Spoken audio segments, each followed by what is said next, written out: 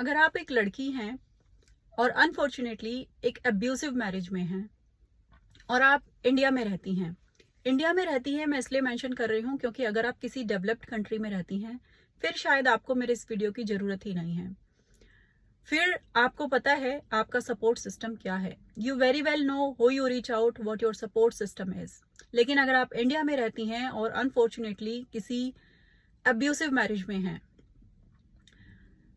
तो ऑब्वियस सी बात है आप सबसे पहले अपने पेरेंट्स को रीच आउट करेंगी। लेकिन 99% आपको ये सुनने को मिल सकता है उनसे कि बेटा हमने तो सब कुछ देखा था, अब ये तेरी किस्मत है। किस्मत खराब हो तो कोई क्या कर सकता है, अब वही तेरा घर है और थोड़ा टाइम दे, सब ठीक हो जाएगा। लड़की को तो थोड़ा एडजस्ट करना ही पड़ता है ससुराल में। और अगर बच्चा नहीं है तो शायद आपको ये बोलेंगे कि बस तू एक बच्चा कर ले, बच्चे के आने से सब ठीक हो जाएगा।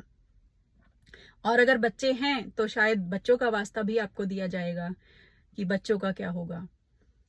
और अगर बात बढ़ी, तलाक तक नौबत आई तो फिर क्या होगा, हमारे जाने के बाद तेरा क्या होगा, बेटी का तलाक के बाद क्या होगा, और बहुत सारी बातें, और 4 लोग क्या कहेंगे, सबसे बड़ी बात।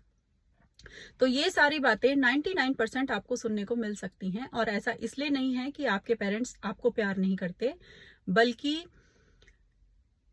आपके जो पेरेंट्स हैं ना, उनकी जनरेशन टू जनरेशन इस तरह से कंडीशनिंग हुई है कि उनके लिए इन सब बातों को समझ पाना, इस बात को समझ पाना कि एक शादीशुदा बेटी मायके में किस तरह से वापस आ सकती है, इस बात को समझना उनके लिए इतना ही मुश्किल है जितना एक छोटे से गांव के बच्चे का चांद पर पहुंच जाना, या शायद इससे भी ज्यादा।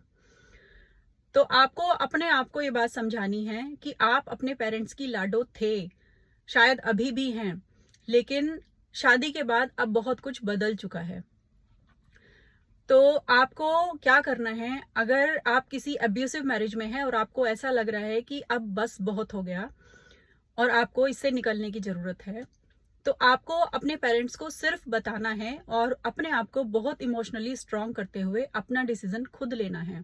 और हमारे देश का जो लीगल सिस्टम है ना, वो दरवाजा आपको खटखटाना है, वहां से आपको हेल्प मिलेगी। इससे पहले बहुत देर हो जाए, इससे पहले मरने या मारने की नौबत आ जाए, इससे पहले आपको एक नीला ड्रम खरीदना पड़ जाए किसी के लिए, या फिर आपके लिए फांसी का फंदा तैयार कर दिया जाए, इससे पहले आप निकल जाइए।